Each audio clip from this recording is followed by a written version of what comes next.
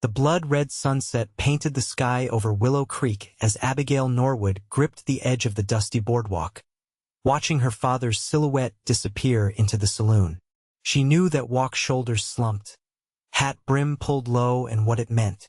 More gambling, more whiskey, more debt. The year was 1878, and at 20 years old, Abigail had learned that a woman's fate in the Western Territories could turn on the flip of a card. "Pa, please," she had begged earlier that evening. "We barely have enough to keep the farm running as it is." Thomas Norwood had patted her cheek with calloused fingers. "Don't you worry, Abby. Tonight my luck changes. I can feel it in my bones." She'd heard those words too many times before. Now, as the last rays of sunlight faded behind the mountains, Abigail pulled her shawl tighter around her shoulders. The spring evening carried a chill that seemed to seep straight through to her bones. She should return to their small homestead on the outskirts of town, but something kept her rooted to the spot. Perhaps it was fear. Perhaps it was hope. More likely, it was the knowledge that whatever happened inside the Golden Spike Saloon tonight would determine her future. Across the street, a tall figure caught her attention. A stranger dismounting from a magnificent black stallion, his movements fluid and precise. Even in the fading light, Abigail could see he was different from the usual drifters who passed through Willow Creek. His clothes were dusty from the trail, but of good quality. The way he carried himself spoke of confidence without the swagger that so many men affected in these parts. As if sensing her gaze, the stranger looked up. For a brief moment, their eyes met across the wide dirt street. Abigail quickly looked away, heart inexplicably racing. She had more pressing concerns than mysterious cowboys. 3 hours later, Abigail was startled from her half-doze on the bench outside the general store by the sound of breaking glass and raised voices. She jumped to her feet as the saloon's batwing doors burst open. Her father stumbled out, followed by Curtis Blackwood, the saloon owner and the most feared man in the county. "You've gone too far this time, Norwood," Blackwood growled, grabbing her father by the collar.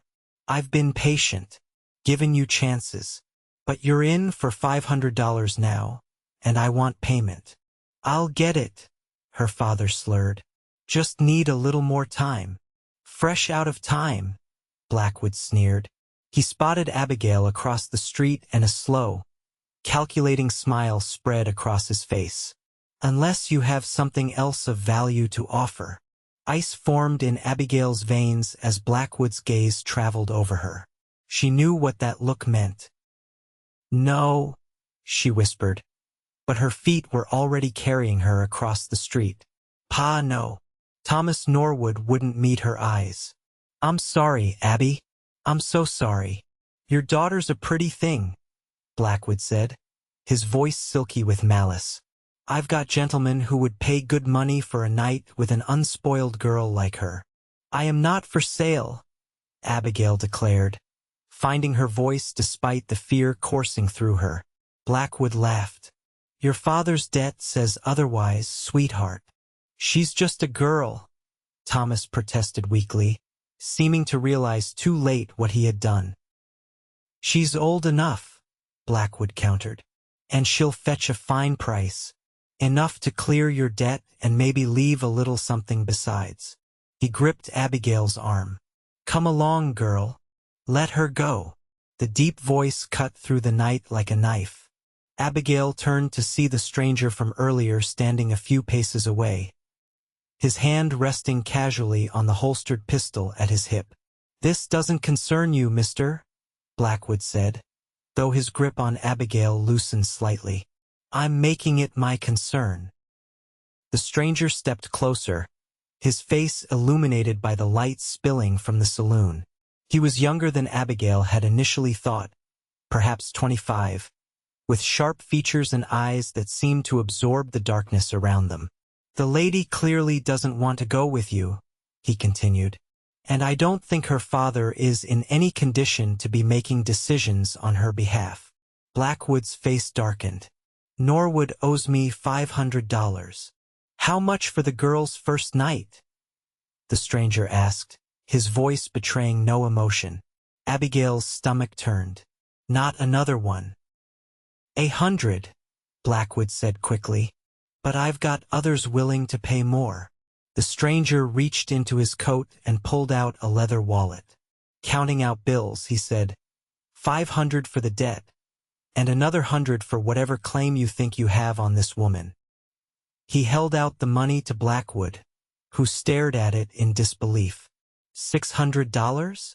Blackwood said, his greed overcoming his anger. For what? You think that buys you ownership? No, the stranger said firmly. It buys her freedom. He turned to Abigail, his eyes softening slightly. You belong only to yourself. Abigail stood frozen, unable to comprehend what was happening. Why would the stranger pay so much for her father's debt without expecting something in return? Blackwood snatched the money and counted it carefully. Fine. The debt's cleared. He jabbed a finger at Thomas Norwood. But don't come crawling back to my tables, Norwood. You're finished in this town. As Blackwood stormed back into the saloon, Abigail's father slumped against the hitching post, his face a mask of shame and relief. Thank you, Abigail said to the stranger, finding her voice at last. But I don't understand why you would do this. My name is Vincent York, he said, tipping his hat slightly. And let's just say I've seen too many good people ruined by men like Blackwood. I'll repay you, she promised, though she had no idea how. Vincent shook his head. That's not necessary. Just make sure your father stays away from gambling tables from now on. He glanced at Thomas, who had slid down to sit in the dirt. Can you get him home?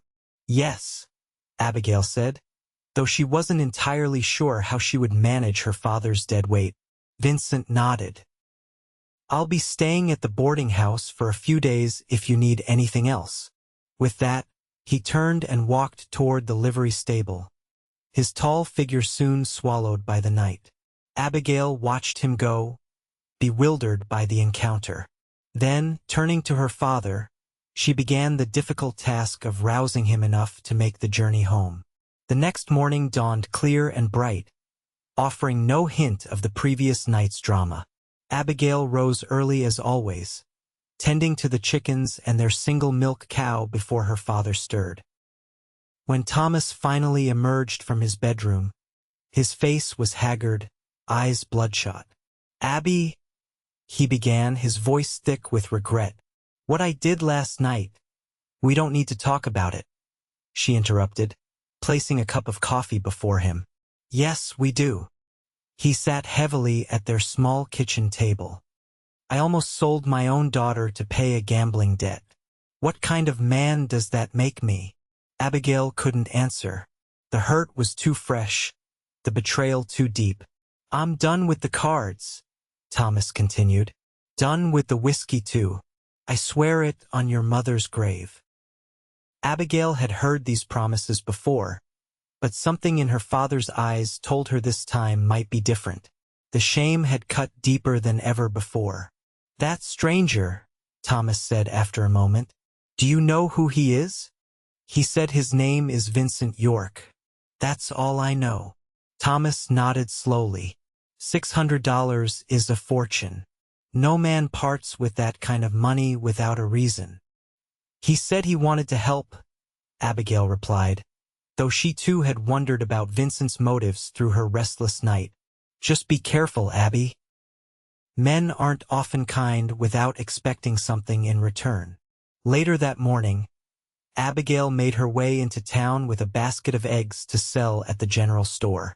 The routine task helped restore a sense of normalcy, though she found herself scanning the street for a glimpse of Vincent York. As she exited the store, coins from her egg sale tucked safely in her pocket, she nearly collided with a tall figure. Miss Norwood, Vincent said, stepping back.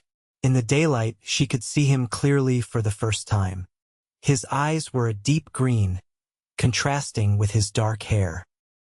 A small scar traced a line along his jaw, and his skin was tanned from long days in the sun. "Mr. York," she replied, suddenly aware of her plain calico dress and worn boots. "I was hoping to see you. I wanted to thank you again for last night. Your father doing all right? As well as can be expected. He's promised to give up gambling and drinking." Vincent nodded. "Good. That's a start." An awkward silence fell between them. "I still don't understand why you helped us," Abigail finally said. Vincent glanced around the busy street.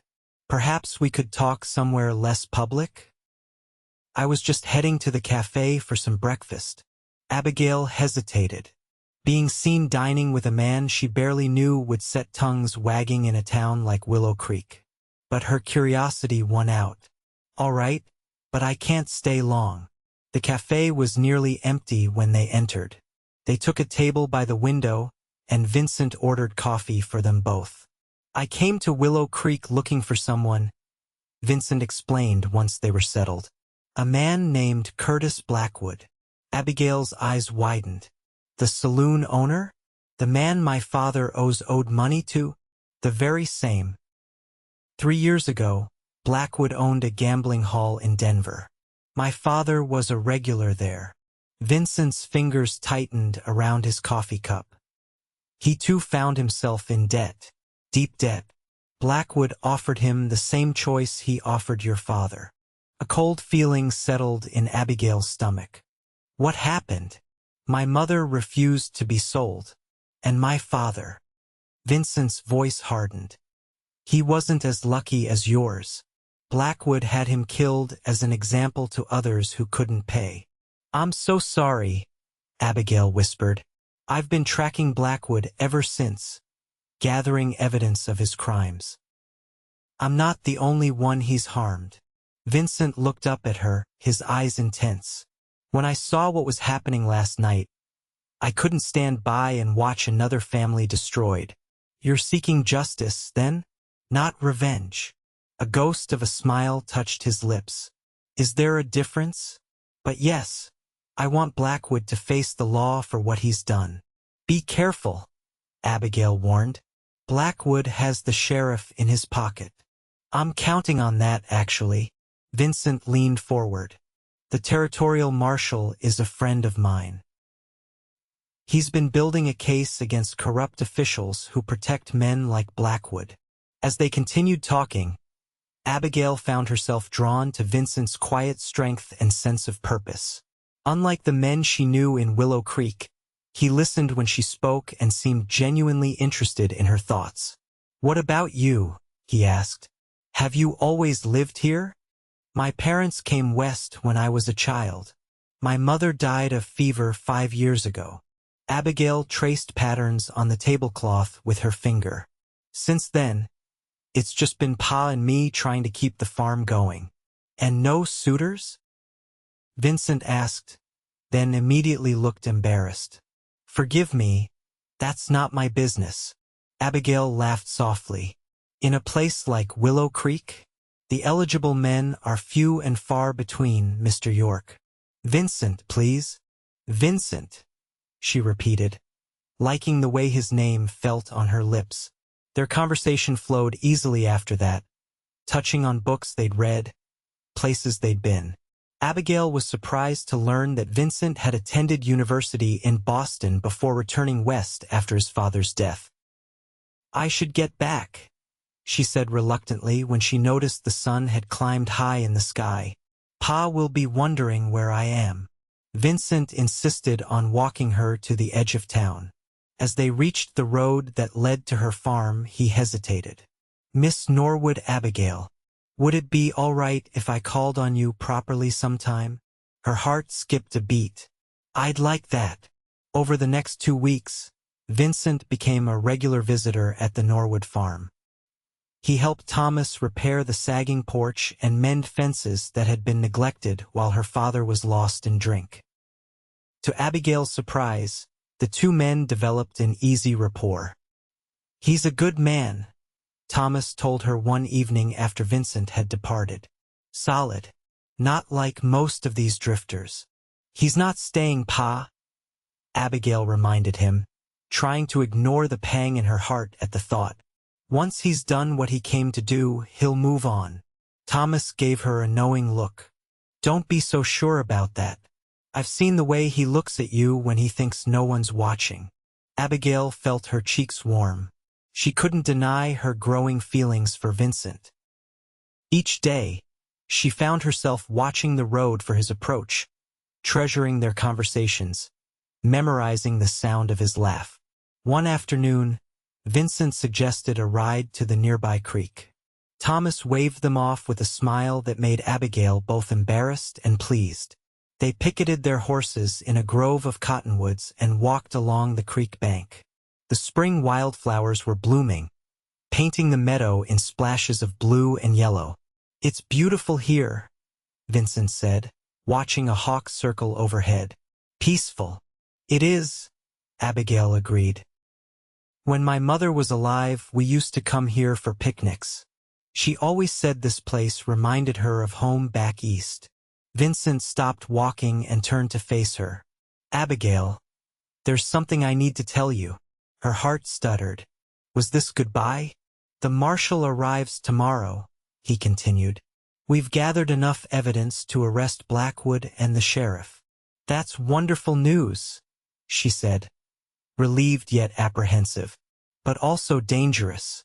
What if something goes wrong? It won't, he assured her. But once Blackwood is arrested, my business here will be concluded. Abigail looked away, trying to hide her disappointment. I understand. You'll be moving on. That depends, Vincent said softly. On what? On you. He took her hands in his.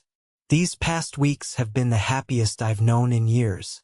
I came to Willow Creek seeking justice, but I found something I wasn't looking for. His voice dropped lower. Someone I wasn't looking for. Abigail's breath caught. Vincent. I know it's too soon. We've only just met. But I feel as though I've known you much longer. His green eyes searched hers. I don't want to leave, Abigail. Not if there's a chance that you might feel the same way I do. And how is that? She whispered. Instead of answering with words, Vincent leaned down and gently pressed his lips to hers. The kiss was brief, tender, a question rather than a demand. When he pulled back, Abigail stood on tiptoe and returned his kiss, giving him her answer. They walked back to the horses hand in hand, the world somehow brighter than it had been before. But as they crested the hill overlooking the town, Vincent froze. Smoke, he said, his voice tight. Abigail followed his gaze. A thick column of black smoke rose from the center of Willow Creek. The saloon, Vincent said, already untying his horse. Blackwood must have gotten word about the marshal. Fear gripped Abigail's heart. My father went into town today to sell our calf. They rode hard, dust billowing behind them. As they approached Willow Creek, they could see people running through the streets, some carrying buckets of water toward the blaze that had engulfed the Golden Spike Saloon. Have you seen Thomas Norwood? Abigail asked a woman as they dismounted. He was in the saloon when the fire started, the woman replied, her face streaked with soot. Blackwood accused him of setting it, but everyone knows Blackwood did it himself. Been burning papers all morning. Vincent grabbed Abigail's arm as she started toward the burning building. You can't go in there. My father. I'll find him. Vincent promised. Stay here. Before she could protest, he sprinted toward the saloon, disappearing into the chaos of shouting men and billowing smoke. The next minutes were the longest of Abigail's life. She paced the street, scanning the crowd desperately for any sign of her father or Vincent.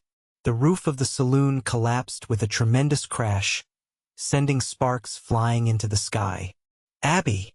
She turned to see her father stumbling toward her, supported by Vincent. Both men were covered in soot, coughing violently. Pa! She ran to them, tears streaming down her face. Are you hurt? Just some smoke, Thomas rasped. Vincent pulled me out just in time. And Blackwood? She asked. Vincent's expression hardened. Gone. Took whatever money he could carry and fled out the back during the confusion. He coughed again, deep and painful. The marshal will be here tomorrow, but I doubt he'll find Blackwood still in the territory. He won't get far, Thomas said grimly. Too many people know his face now. By evening, the fire had been contained, though the saloon was nothing but smoldering ruins. No lives had been lost, a miracle that the town attributed to quick action and favorable winds. Vincent stayed with the Norwoods that night, too exhausted to make the trip back to his room in town. After Thomas retired, Abigail and Vincent sat on the newly repaired porch, watching the stars emerge in the darkening sky. What will you do now? Abigail asked, breaking the comfortable silence. Vincent took her hand. I've been thinking about that. For 3 years, finding Blackwood has been my only purpose. Now. He turned to look at her, his face softened by starlight. Now I find myself wanting different things. Such as a home, a place to belong. His thumb traced circles on her palm. Someone to share it with. Abigail's heart quickened. Are you saying you want to stay in Willow Creek? I'm saying I want to stay with you wherever that might be. Vincent shifted to face her fully. I know it's fast, but life out here has taught me not to waste time when something matters. And you, Abigail Norwood, matter more than anything to me. Even more than bringing Blackwood to justice? Justice will find Blackwood eventually. But some things are more important than vengeance. He cupped her cheek gently. I think my father would understand that now. Abigail leaned into his touch. My mother used to say that sometimes the greatest blessings come disguised as misfortunes. Wise woman, Vincent murmured. If your father hadn't gambled that night, we might never have met. And if you hadn't been tracking Blackwood, then I'd have wandered through life never knowing what I was missing. He kissed her softly. I love you, Abigail. I think I have since the moment I saw you standing under that sunset, too proud to show your fear. I love you too, she whispered back, the words feeling both new and familiar on her tongue. Stay. Make a life here with me. The territorial marshal arrived the following day as promised. Though disappointed to find Blackwood gone, he was satisfied with the evidence Vincent provided against the corrupt sheriff, who was promptly arrested. We'll find Blackwood, the marshal assured Vincent as they stood outside the telegraph office. Men like him always make mistakes eventually. When you do, I want to know, Vincent replied. But I won't be going after him myself. The marshal raised an eyebrow. Found something worth staying for, have you? Vincent glanced across the street where Abigail was emerging from the general store. Someone, he corrected with a smile. Summer arrived, painting the valley in shades of gold and green. Vincent purchased a plot of land adjacent to the Norwood farm, and with Thomas's help, began building a house. It was modest but solid, with large windows to capture the mountain views and a wide porch where they could watch the sunset. In late July, with wildflowers in full bloom, Abigail and Vincent were married under the cottonwood trees by the creek. The entire town turned out for the celebration, bringing food and music and good wishes. Never thought I'd see my daughter so happy, Thomas said as he danced with Abigail. Your mother would be proud of the woman you've become. I wish she could have met Vincent, Abigail replied, watching her new husband laugh with some of the neighboring ranchers. Oh, I think she knows him, Thomas said with a wink. Who do you think sent him your way? Later, as twilight deepened into night and the wedding guests departed, Vincent led Abigail to their new home. Candles glowed in the windows, welcoming them. Welcome home, Mrs. York, Vincent said, lifting her into his arms to carry her across the threshold. Abigail wrapped her arms around his neck, marveling at how completely her life had changed in just a few months. From the brink of ruin to this moment of perfect happiness. "Home," she repeated, the word filled with promise. "I like the sound of that." 2 years later, a letter arrived from the territorial marshal. Blackwood had been captured in California and would stand trial for his crimes, including the murder of Vincent's father. Vincent read the letter twice, standing in the doorway of their home. Then he folded it carefully and placed it in his pocket. "Bad news?" Abigail asked, coming to stand beside him with their infant daughter in her arms. Vincent looked at his wife and child, then out at the prosperous farm they had built together with Thomas. "No," he said, smiling as he took his daughter's tiny hand in his. "Just the closing of an old chapter." That evening, as they sat on their porch watching the sunset paint the mountains in shades of gold and crimson, Vincent thought about the twists of fate that had brought him to this moment. He had come to Willow Creek seeking vengeance, but had found redemption instead. In saving Abigail, he had ultimately saved himself. "What are you thinking about?" Abigail asked, leaning her head against his shoulder. "About that night we met," he replied, putting his arm around her. "How sometimes the worst moments can lead to the best ones." "You gave me my freedom that night," she said softly. Vincent kissed the top of her head. "And you gave me something far more valuable in return." "What's that?" "A reason to stop looking backward and start looking forward." He gazed out at the land that had become their home, at the future they were building together. A love worth more than any fortune or vengeance. As darkness settled over the valley and stars appeared overhead, Vincent remembered the words he had spoken on that fateful night. "You belong only to yourself." It had been true then, and it remained true now. Their love wasn't about possession but partnership, two free souls choosing each other every day. In the nursery, their daughter made a soft sound, and Abigail rose to check on her. Vincent watched his wife move through the house they had built together, her figure illuminated by lamplight, and knew with absolute certainty that he had found something few men ever do. Not just a place to belong, but a person to belong with. And in the wild, untamed beauty of the western frontier, that was the greatest treasure of all.